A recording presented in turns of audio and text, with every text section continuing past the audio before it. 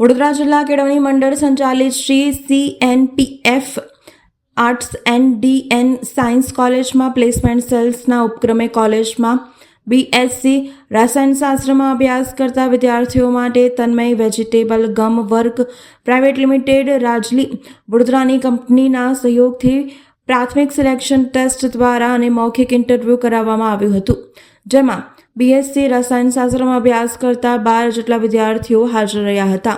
કંપનીના પ્રવક્તા ચંચલ ઘટક, મયંક શાહ, તપણ પટેલ સહિતના દ્વારા ઇન્ટરવ્યૂ લેવામાં આવ્યું હતું. આ પ્રસંગે કોલેજ પરિવારના આચાર્ય Sunil Patel, placement convener doctor નિકુંજે ગોહિલ તેમજ કોલેજના અધ્યાપકો હાજર રહ્યા હતા.